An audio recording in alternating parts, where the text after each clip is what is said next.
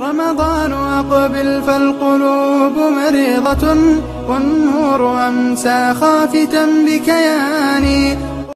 عليكم يا البنات، واش راكم؟ ان شاء الله كامل تكونوا بخير وعلى خير، مهنيين وصحتكم ان شاء الله لاباس. مرحبا بكم في نهار جديد وفيديو جديد اللي رايحه نشارك معكم ان شاء الله روتيني تاع نهار كامل بين الفطور وشويه حلويات. كما راكم تشوفوا صباح الحال شباب فيه شويه نشاط وحيويه. نتمنى شرا الفيديو تاع اليوم ينال الاعجاب تاعكم. وقبل ما نبداو نرحب بكل اخت جديده تزور اول ما قناتي، نقول لك مرحبا بك اختي. الا عجبك المحتوى تاعنا ما تنسيش تشتركي وتفعلي زر الجرس بيوصلك كل جديد. ونبداو في الفيديو تاعنا لنهار اليوم فرجه ممتعه. وهنا خياتي بديت حضرت العجينه باش ندير الخبز. كان ما بقاليش عجينه بسيطه كيما ما عارفين نديرو، غير الماء الملح خميرت الخبز وضفت لها انا شويه تاع الشوفان وعجنتها خليتها طريه كيما راكم تشوفوا، ولقت عليها خليتها باش تخمر لي. ومن جهه اخرى جست نحضر طاجين زيتون بكريات الدجاج المرحي. هنايا في الطنجره حطيت كميه تاع الزيت وكميه تاع السمن، حطيت فيها حبه تاع البصل اللي كنت قطعتها رقيقه، خليت منها فقط شويه للحشو مع سنه تاع الثوم اللي كنت قطعتها بالطول. كما تقدروا ديروا سنين تاع الثوم تخلوهم حبات هكاك، خليتهم تقلاو لي مليح. ومن بعد ضفت الزيتون مع كميه تاع الجزر، خليتهم يزيدوا يتقلاو لي مليح على نار هاديه. وبالنسبه للكريات تاع الدجاج عندي هنا كميه تاع اللحم مرحي، دجاج مرحي، ضفت لها ايضا بيض حبة تاع البيض، انا عندي كميه صغيره فقط. ضفت المعدنوس ايضا، الملح، فلفل اسود، شويه تاع القرفه وشويه تاع الكركم وبيان سور البصل اللي كنت خليته مع شويه تاع الثوم مهروس. وبقيت نضيف في لاشابلوغ بالعقل ونجمع في الخليط تاعي حتى نشوف باللي تماسك لي ونقدر نشكلو كويرات. نشكلهم كويرات ونحط هنا في مقلاة كميه تاع الزيت وريحان، نحط الكويرات يتحمروا لي مليح مليح هكا، رايحين يعطونا بنه الطبق تاعنا ومنظر يكون شباب. ايضا هنايا بعد ما مرقت الطنجره تاعي وخليت زروديه مع الزيتون يطيبوا لي شويه، ضفت ايضا كويرات تاع الدجاج ونخليهم يطيبوا لي كامل مع بعض حتى تخثر لي المرقه. من جهه اخرى العجينه تاع الخبز كانت خمرت لي، شكلتها كويرات صغار، رمتهم في سميد المتوسط ورققتهم هكا، درتهم في صينيه ونغطيهم ونخليهم يزيدوا يتخمروا لي باش نطيبهم ان شاء الله. وهنايا الوقت اللي الخبز تاعي راه يخمر جست باش نحضر شويه حلويات. هنايا رايحه ندير تشارك مسكر، عجينه وحده رايحه ندير بها زوج اشكال. هنايا بديت بتحضير الحشو العقدة، ريحان حطيت هنا 3 كيلات تاع اللوز ولا مكسرات اللي عندكم مرحيين. ضفت ايضا نص كيلة تاع السكر، ملعقة كبيرة تاع الزبدة طرية، ريحان ندخلهم كامل فيما بعضهم.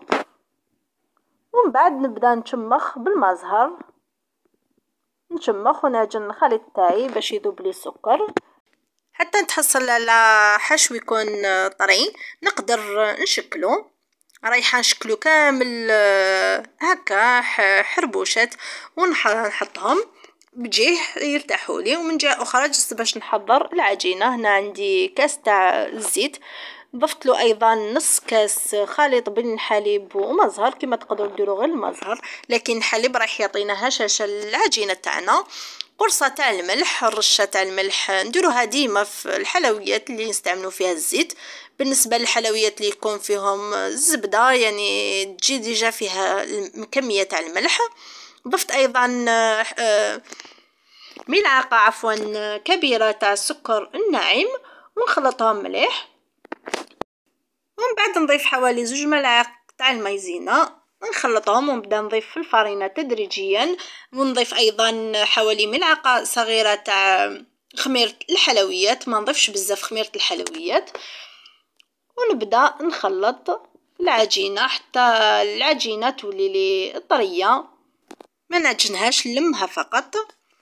وهنايا خياتي الخبز تاعي خمر لي، دخلته باش نطيبو. انا هنايا نحب نطيب الخبز تاعي نطيبو نشعلو غير من الفوق فقط، نديرو في الوسط في الرف الوسطاني نشعلو من الفوق ونخليه حتى يتحمر لي من الفوق، ونقلبه ونخليه فقط في الرف الوسطاني، ما نشعلوش من التحت، ونطيبوه من الفوق ومن التحت، رايح يجينا بزاف خفيف.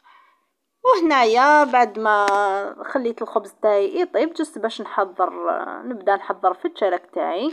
هنايا شديت العجينه تاعي كامل، شكلتها كويرات صغار بالحجم اللي راكو حابينه هكا باش تسهل لي العمليه. نشد كويره نحلها فقط بيدي على شكل دائره، نحط الكميه تاع العقده ومن بعد نغلق عليها ونشكلها بيدي كما راكم تشوفوا كما موضح في لا فيديو. نتحصل على هذا الشكل، نحطها في صينيه اللي كنت فرشت لها بابي كويسون. نكمل كامل الحبات تاعي بنفس الشيء. انا هنايا درت بهم زوج اشكال، نصف العجينه درتها شرك مسكر، والنصف الاخر درت بها شكل اخر اللي راح نوريه لكم ان شاء الله. هنا راح نكمل الكميه تاع العجينه اللي راح نديرها شرك مسكر، ونتلاقاو ان شاء الله باه نديروا الشكل الثاني مع بعض. بالنسبه للشكل الثاني احتجت هنايا كميه تاع المربى، انا عندي مربى تاع التوت، نتوما استعملوا المربى اللي عندكم. نشد ايضا كويره نحلها فقط بيدي كما راكم تشوفوا على شكل دائره، ومن بعد نشد كميه تاع المربى نحطوه بهذا الشكل ونغلق عليه. ما نحاول اني ما نديرش المربى في الاطراف هكا باش كي نغلق عليها من بعد كي نطيبهم ما يخرجليش المربى.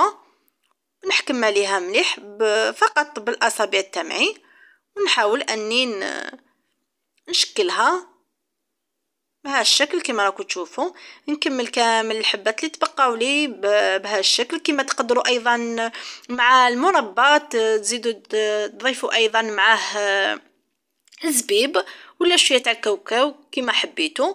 وكما تقدروا ايضا في بلاصه المربى تستعملوا شوكولاته تاع الطلي. انا بغيت نديرو فقط بالمربى.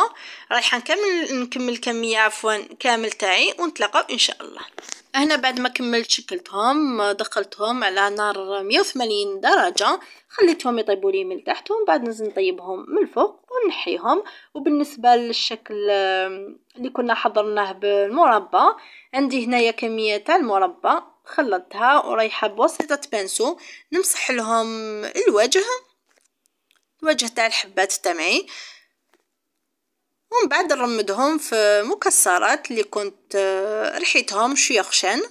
كما تقدروا ايضا ترمدوهم في نواه كوكو ولا ترموا عليهم فقط شويه تغربلوا عليهم شويه تاع سكر ناعم. عندكم الاختيار، كل واحد كيف حب يزين وبالمتواجد عندكم بيان سور. نتحصل على هذه الحبات. رايحه نكمل كامل الحبات بنفس الشيء. وبالنسبه لهنا للتشارك مسكر، عندي هنايا بول حطيت فيه المزهر ولا تقدروا تستعملوا شربات. عندي هنايا ايضا تشارك اللي كنت طيبته، مع هنا كيس بلاستيكي حطيت فيه سكر غلاس.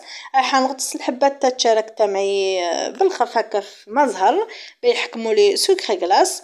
نحط هنا حبات بجيه ومن بعد نبدا نسكر فيهم مباشره هكا.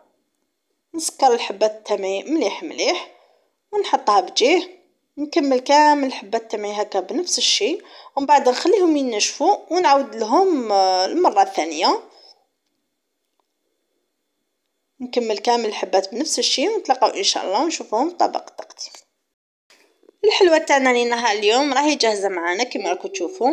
هذا هو الشكل تاعها كما شفتوا اقتصاديه. قطعت لي حوالي 26 حبه بين التشارك والنوع الثاني. رايحه نقسم لكم تشوفوا كيف جاتنا. هذا بالنسبه للتشارك كما راكم تشوفوا يجي هشيش، والنوع الثاني ايضا اللي استعملنا بالمربى. نقسم لكم تشوفوها كيف تجي من الداخل. هذا هو الشكل تاعها من الداخل. نتمنى ان شاء الله الوصفات تاع اليوم ينالوا الاعجاب تاعكم وتجربوهم وتنجحوا فيهم. ما بقى لي غير نقول لكم الى فيديو قادم ان شاء الله. تهلاو بزاف في روحكم، والسلام عليكم ورحمه الله تعالى وبركاته.